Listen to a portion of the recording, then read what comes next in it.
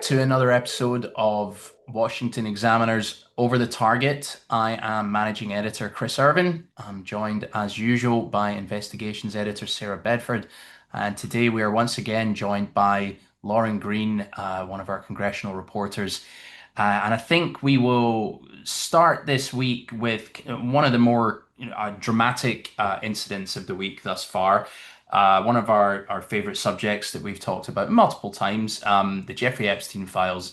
Um, Earlier this week, we saw Republican Congressman Thomas Massie and Democrat Ro Khanna holding a press conference outside the Capitol. They were joined by sexual abuse survivors asking for transparency for the passage of this Epstein Act, which would force the full release of the criminal files with redactions to protect the victims. And what was notable is there has been quite significant Republican interest in signing on to this discharge petition. Lauren, you were there earlier this week. Perhaps you could just talk to us a little bit about the scene itself, and some of the more kind of poignant and interesting things to maybe come from the victims, and maybe where this takes us. Because I know for sure House leadership doesn't seem particularly enthused by this dramatic development as Congress comes back after the summer break.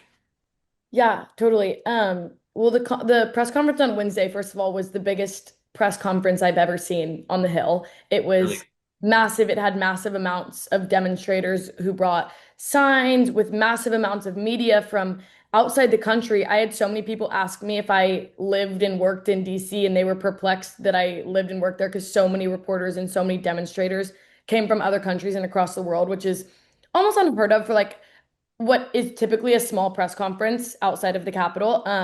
So that was one of the most notable points of the press conference was just like the sheer amount of attention it got. I think that a lot of issues on Capitol Hill are huge issues in DC, but they don't go beyond the Beltway, whereas this is clearly a beyond the Beltway issue, which I mean, from my understanding is like people beyond the Beltway know who Jeffrey Epstein is. They don't necessarily know what reconciliation is. So like it is Yeah. easier for them to understand, but it's also something that's extremely emotional.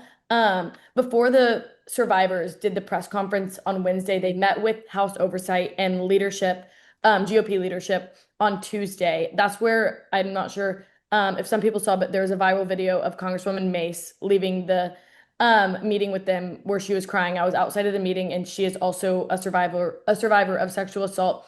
And I think that with GOP leadership, they obviously are not for this discharge petition. It is typically something used in the minority to force a vote on something that leadership isn't bringing to the floor. Um, and with such a small majority, they only need 218 signatures, which would require only six Republicans to sign on. And as of right now, including Thomas Massie, there's four. So they only need two more signatures. Today, I was talking to Massie at Votes, and he said that he has those signatures, but he's not going to do the disservice that he did to himself last time and release those names and then have the White House lobby those people out of their Right. decision. But he said that within the next week or so, those two signatures will be added on, if not more. And then that will force a vote on the release of the files. And I think that a lot of that, like, I mean, just from watching how emotional these survivors were at the press conference, and like, I obviously wasn't in the closed door meetings that they had with oversight and leadership, but like, hearing their stories is very moving and it's extremely sad and it pulls at your heartstrings. And so I do think that for a lot of Republican members, like, it's kind of been an issue where obviously you know who Epstein is, you know the terrible things he did, but you are not seeing the impacts they had on these women, like in front of you. And with these meetings, these members are seeing that and hearing their experiences. And I think that that kind of puts them in a tough spot whenever these survivors are asking them to sign the discharge petition and asking them to pass the bill for them to sit there with them actively in front of them and say no. I'm really interested in the sort of Republican dynamic within all of this. Thomas Massie, obviously, no real friend of the Trump administration. He's been a constant kind of thorn on their side. Um, I'm curious, why he's leading the charge, but I'm also really interested in some of the names that or have also been mentioned here. People I would consider as MAGA firebrands and really quite Totally. loyal to the cause. You mentioned Mace. Marjorie Taylor Greene is another one. Lauren Boebert, another. Not people that you would typically think of going against No. Trump. Now they've gone against House leadership at times, but Trump wants it to go away. So, why do you think it's caused this sort of divide here, and these people that you might not necessarily associate with going against the party line? And why is it kind of broken through? I mean, from my perspective, it's been like obviously if they break with House leadership on something pertaining to a certain bill, like we've seen Marjorie Taylor Greene break with leadership on the issues in Gaza. But I do think that whenever it comes to policy, it's a little bit more different than what we're seeing here with these survivors. Like this is real world things. Like with Congresswoman Mace, she's also a survivor of sexual assault. I think that that is something that is very close to her, and I think that that is obviously if she weren't to be with them and kind of sign this discharge petition that they're pushing for, I think that that would just like in her personal sense not be where she aligns on that issue.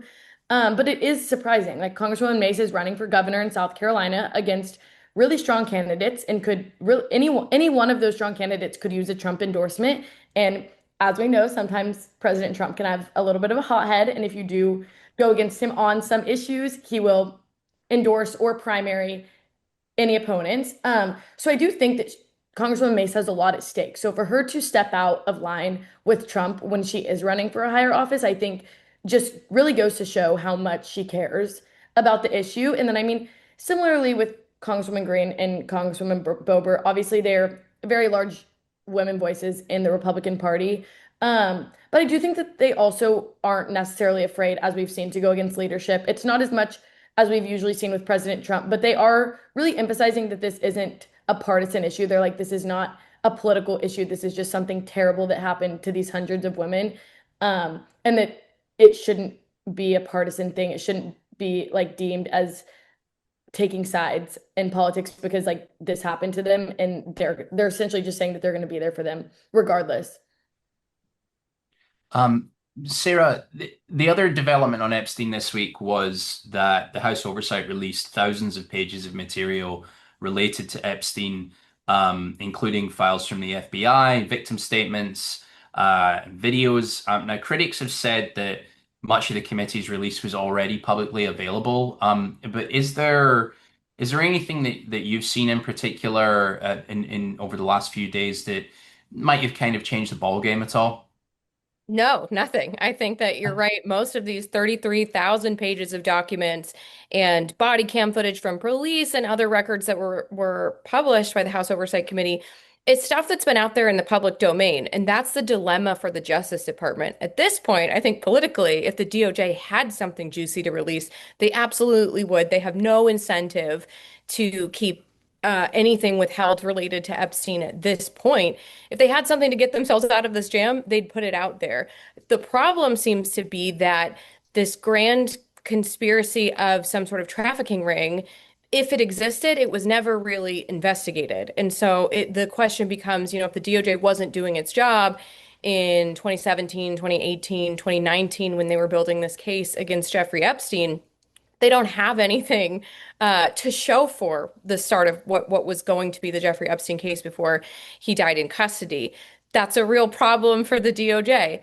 And talking about the Republicans who are breaking with Trump here, my take on this is that I think for a lot of Republicans, this is kind of a cost-free way to go against Donald Trump and display a little bit of independence. Hmm.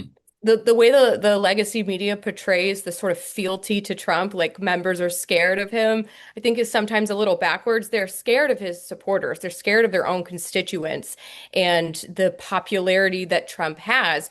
But those Trump supporters and constituents are not going to punish any Republican for speaking out about the Epstein saga because they all love the Epstein drama. So in this way, I think there's not really a consequence for crossing Trump on this one particular issue.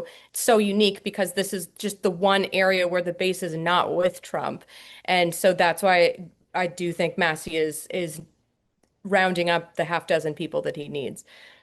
I mean, Lauren, do we think that Massie in particular is just looking to score a few points here? I mean, or is this something that he truly holds kind of close to his heart and he thinks that justice needs to be served? I mean, or it could be a bit of both. I mean, what's his overall calculus in this?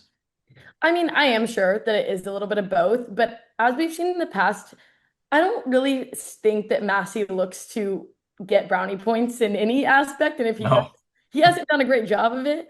Um, but his constituents obviously like him. They elected him. There are certain districts that really do just like that person that goes against the grain. Like, as I said, outside the Beltway, things are perceived a lot different than they are perceived inside the Yeah. Beltway. Like that could be very fond amongst his constituents. But just the way he's spoken out about it and the amount that he's spoken out about it with the backlash he's gotten, I don't really foresee it being an issue where he's looking to gain brownie points. It looks like, I mean, from my perspective and the way that I've seen him approach it and the press conferences I've been to and the amount of times I've spoken with him, I just think it's an issue that he truly feels is like a massive issue. I do think that him and Congressman Khanna have a lot in common, which is kind of random because they are on completely different ends of the political spectrum, but they've come together on like a certain few issues where they just feel really strongly and they work really well together on those issues. And this is just the latest that we've seen of that. And I think that he really does feel passionately about this issue. And it has just in turn, just with the presidency and like who is in power, aligned him with Democrats. Okay, well, the Epstein issue is not going away for Donald Trump or Mike Johnson, but Lauren is going away. So, Lauren, thanks very much for joining us, and hopefully we can have you back on next time something like this breaks through again in Congress. It's been great chatting to you. Yeah, thanks for having me. We have now been joined by Zach Halashak, our economics reporter.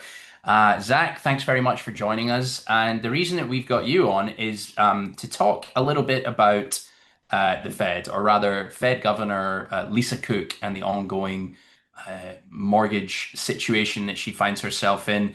Developing story as of recording today is that the DOJ has issued a subpoena in the investigation over this accusation that she's committed mortgage fraud. Zach, you've been following this really closely. It's a bizarre tale, and people who are kind of pro-Cook, anti-Trump will say that this is just political retribution. Others will say, no, this is just people doing their job and finding malfeasance here. So, where are we with this investigation, and where do you think we're headed? Yeah, it's really a multifaceted situation, as you kind of alluded to. On the one hand, well, let's start at the beginning. Basically, Bill Pulte, who is the head of Fannie Mae and Freddie Mac FHFA, he made a criminal referral to Attorney General Pam Bondi regarding Lisa Cook. And specifically in there, he accused Cook of taking or listing two different properties as her primary residence. Why you can't do that is because when you list a property as your primary residence, you could get more favorable lending rates, lower interest rates, that sort of thing. So, he was saying this is fraud. 2 weeks, she bought a house, and 2 weeks later, she lists another house as her primary residence. And so that's kind of kicked off the whole thing. From there, it got a lot of traction on social media because Pulte is a huge, I guess you'd call him social media addict. He loves to tweet, A loves to poster. be, yeah. And Trump is pretty immediately called for her to resign after that. And then fast forward to about a couple weeks ago, Trump made the decision to actually fire her. Where that gets complicated is because the Fed is different than other federal agencies in that it's designed to be independent of the presidency, and really just to be, safeguarded by Congress and that sort of thing. So this was a huge kind of precedent step here. And so right after that, Lisa Cook then hired lawyers, and she filed a lawsuit to prevent that. And that's currently tied up. We've had one hearing so far. Judge still hasn't decided if he's going to issue or she's going to issue an injunction. But right now there's this sort of legal battle going on, and some of the kind of details of the case of why it's kind of, you have some people saying it's clear-cut mortgage fraud because, and it is listed, it's clear that it's listed on both addresses as her primary residence. So the documents are there, and that shows that. The questions are kind of like, was this inadvertent? Did she accidentally do this? Was it the bank who might have done it? Did she do this purposefully to get, more favorable lending terms? But the bigger kind of question that other people are asking is, well, how did Pulte find this to begin with? Is he going through all of Trump's sort of political enemies and trying to dig up dirt on them using the resources he has, as kind of the housing chief in the admin? And it's also worth noting that there's been other people like Letitia James in New York, and then Adam Schiff, Senator Schiff, who has also been accused of mortgage fraud from Bill Pulte. So that's kind of the question, is whether or not the pretext of this was political or if this was just a normal, audit and they found mortgage fraud. I think one of the things I'm most interested about in all this is Bill Pulte, as you mentioned. The for whether you agree or disagree, I think the DOJ and the FBI under Trump has endured a somewhat rocky period. And Pulte seems to have emerged as this attack dog almost for Trump, and for a somewhat to the sort of common man like myself, a somewhat obscure agency. I'm fascinated by how this has all come about, Zach. I mean, what are your kind of takeaways from how Pulte has emerged in this administration? Yeah, I mean, I would say he's the number one attack dog that Trump has right now. And it is a pretty obscure agency. I don't think even most journalists in DC, even economics, people could name, the past five FHFA chiefs. It's just not, it's a very obscure title. I knew one, but not the one under Biden. But anyway, It's your job, though. well, yeah, Yeah. exactly. So most people couldn't name who that is. And Bill Pulte, you kind of have to remember, he kind of came to fame, if you will. Well, he was a property developer, but how he became kind of famous on social media was by doing these like Twitter survey things where he's like, respond to this and one person will get $1,000. I'll do, and that's kind of how he got 2 million followers on Twitter to begin with, as he became this kind of social media figure. And then when he came into the administration, while most FHFA directors would go and try to like focus on housing and be kind of quiet, he's really taken up a mantle that's beyond just his agency. He's talking about the Federal Reserve, which, yeah, it relates to mortgage rates and stuff, and there is something to tie in, but it's not really his remit there at all. And some of the people I've talked to have surmised that he might be trying to, score a new role in the admin, or might be, eyeing a future in politics after that and kind of using it as leverage to build up his career. Obviously, he would argue, no, he's just doing his job, and we should be focused on the mortgage fraud. But it's a really interesting kind of twist that's emerged within the Trump administration. Um, Sarah, maybe I would like to kind of bring you in here. We're now kind of seemingly the ball is rolling on the criminal front here, with the DOJ kind of showing their cards, and I believe that this doesn't even include the third property that Zach alluded to here. What's your take on it? Where do you think we're going here? And is this just a pressure campaign that maybe Lisa Cook might not be able to get out of, or as you say, is she kind of dead to rights? Well, this is so fascinating because in a vacuum, the idea of Trump messing with members of the Federal Reserve to try to get his own people on and secure favorable outcomes that would help him politically, that's a really uncomfy one for a lot of people, even for Trump supporters. But when you look at what Lisa Cook is actually accused of, it's pretty bad. I mean, if you assume that the allegations are true, and we don't know, but if you assume that they're true, um, they do seem to have a pretty strong case against her. And over the past 4 or 5 years, even in Trump 1, we saw the DOJ go after Trump and his associates for far less serious situations. I mean, it's apples and oranges, but Paul Manafort went to jail for bank fraud that isn't that dissimilar to the types of stuff. He was convicted of some other stuff too, like foreign lobbying that's not relevant here, but this is a DOJ that was absolutely willing to find whatever they could on Trump's allies to put them away.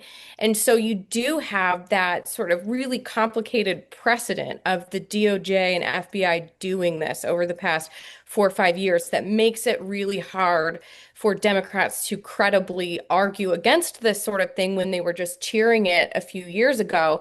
It also makes it really hard for people who want to see an independent Fed to stand up and call this wrong when maybe Lisa Cook shouldn't be on the Federal Reserve if she really did commit mortgage fraud. And then you have this sort of third issue. You have did she do it, the politics of it, and then you also have the legal angle, which is, are the courts going to support the president's ability to fire a member of the Federal Reserve for cause? What does a cause look like that's not spelled out in the statute? These Right. are potentially matters of first impression for the judges. And so you have these three buckets of really interesting questions, and none of them have easy answers. Okay, great. Yeah, well, it could be that Trump potentially has gone too quickly here, right? I think we maybe even mentioned that last week that he needed to probably let the case sort of settle down and let justice run its course. Okay, I look, Zach, I know you're a very busy man. You're man much in demand. I appreciate you hopping on board here and speaking to us for a few minutes about this case. I hope as there's more kind of twists and turns, you'll be able to join us again. But thanks for your time. Yeah, happy to. Thanks so much for having me. All right, Sarah. Now that it's just you and me, time to get back into one of your favorite subjects, and that is John Bolton, and specifically the raid that was took place last month. I can't believe it's September already. So the latest development as of today is there was a 13-page warrant return which was filed in a federal court that which includes a list of items seized. And among them, there was a white binder labeled Statements and Reflections to Allied Strikes, several folders of typed documents labeled Trump 1 to 4, a hard drive and multiple USB drives. Several laptops were taken.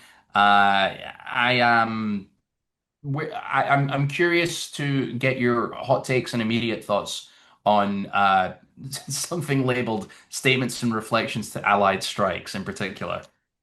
That doesn't look good for John Bolton, does it? Because I No. don't imagine there's a ton of non-classified stuff that you could collect as the national security advisor about a very complex military operation. So Yes. that on its face doesn't look good. And also him having binders labeled Trump 1 through 4, not a great look for Bolton either, because, if you're talking about intent behind why Bolton was potentially having classified information in his home, and Bolton is an outspoken enemy of Trump, and that classified information is in binders that literally say Trump on the front of them, you're getting at an element of criminality. This is exactly what prosecutors look for.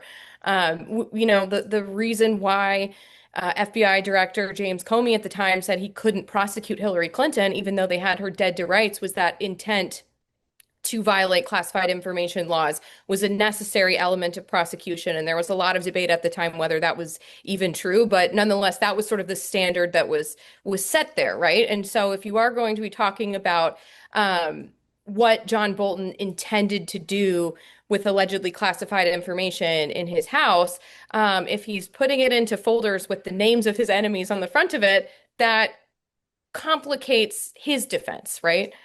I mean, it could be also that they are literally sort of his thoughts and his musings on and reacting to these things. We know that he has a heavy media presence, and I'm just trying to play devil's advocate here. Could be completely innocent, but yeah, not a great look on the face of things. I guess we still don't fully really know what it is that he's supposed to have this the access to. Although I know that the book that we discussed last week is in question. But what now? What do we just have to kind of wait and see what the latest is with him as he kind of twiddles his thumbs? Well, remember these types of investigations take a long time. I mean, the reason why we were seeing action in the courtroom in the Trump classified documents case just a few months before the election in 2024, when the alleged offenses happened in 2021, is because these cases are really complicated and tend to move slowly. And there is no, ticking clock in this case the way there was with Trump in the election. I mean, obviously, Right. they were just very clearly trying to put him away before the election. I mean, the prosecutors didn't even really try to hide it in those cases.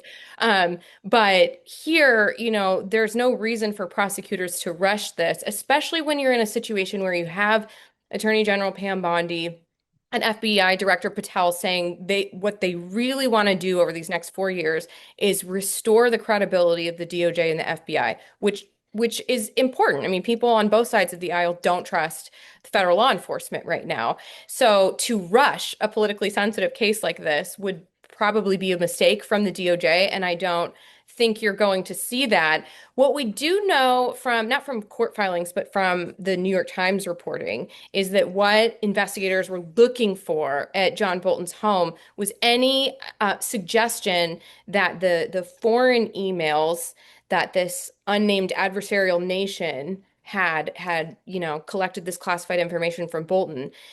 Is there anything on Bolton's hard drives or in his home that suggests those emails are real and authentic? And if they can authenticate that classified information, it means that John Bolton's sloppiness did in fact allow classified information to go into the hands of an American enemy, and that sort of ratchets up the seriousness of what we're talking about here.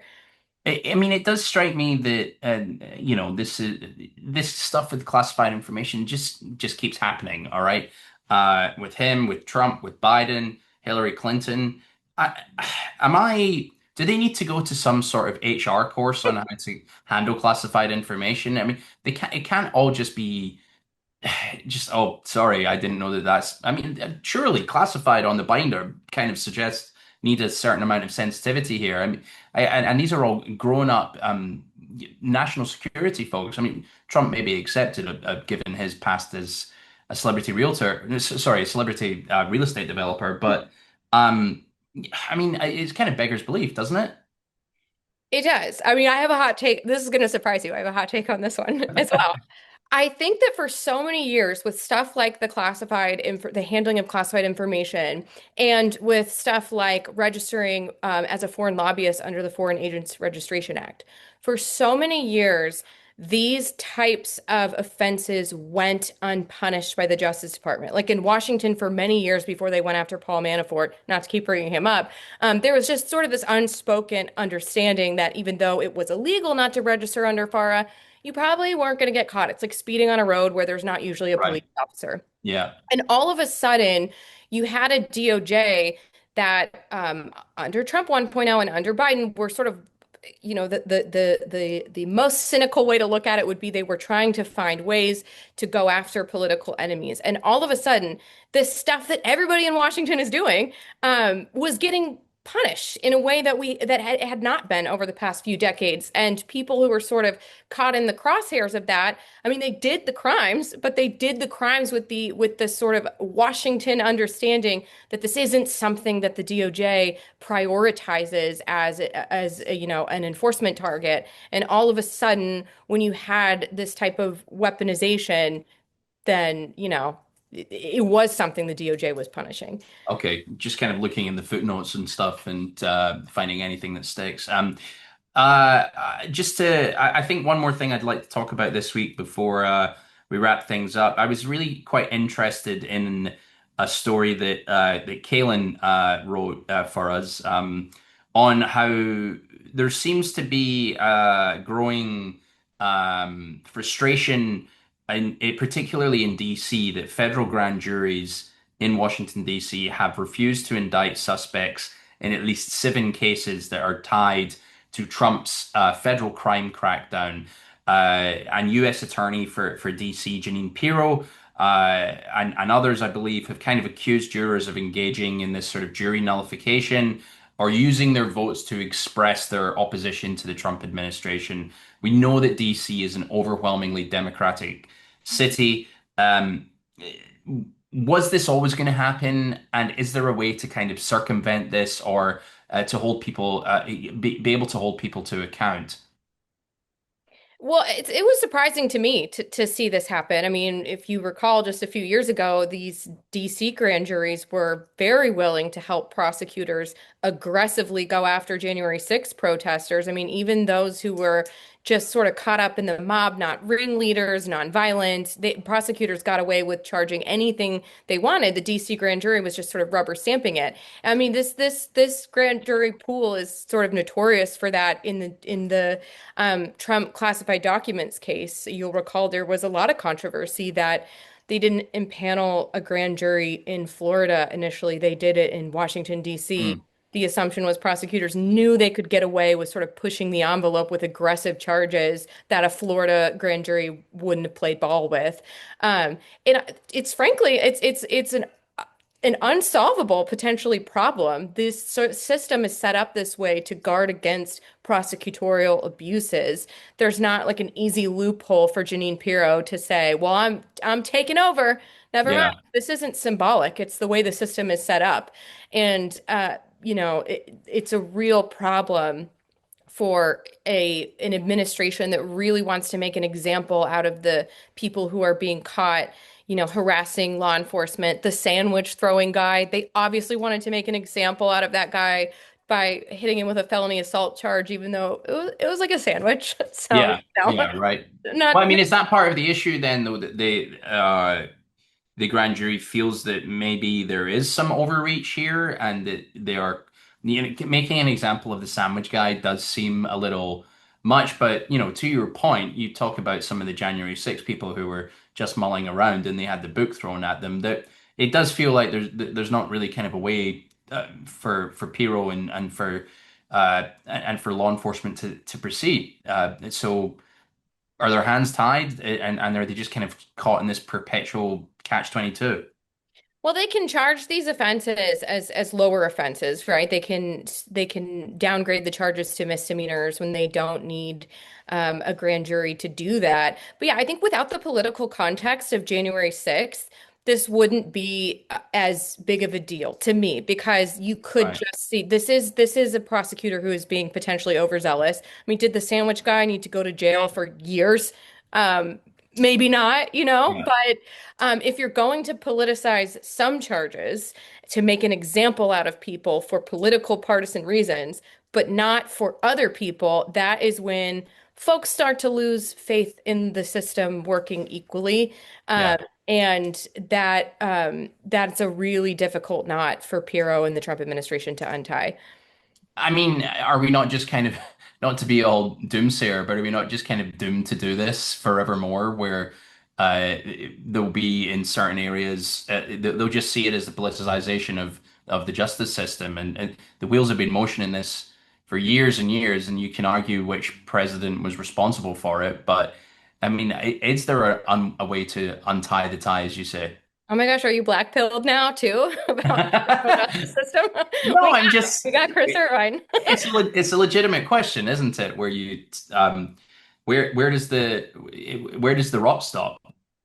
That's a great question, and I'm not sure that it does. I don't know how you put the toothpaste back in the tube. I mean, we talked last week about this school of thought, this argument that Trump has to go after the people who abused the law enforcement system because you sort of have to make it, I said mutually assured destruction. Like if you engage in weaponization, then you will go to jail, and so were all of your associates, and it is not something you can get away with. But then, what's to stop then the next President Schiff, from coming in and Oh doing the no. same thing to Trump people? Where does it end? I'm not, I don't know if it does. I mean, my hot take, if I could offer one, is that I think depending, it will end at some point, but it needs probably an outsider, a sitting governor who isn't too involved in any of the past administrations to come in and just draw a line under it and just pave a way forward, and that might actually be an effective election message that for the people that are kind of sick of being on this roller coaster, but. That's probably a show and a story for another day, I would have thought. Um, for now, let's just continue in this infinite hellscape, and we'll reconvene next week. But thanks once again, and yeah, thanks again to Lauren and Zach for joining us.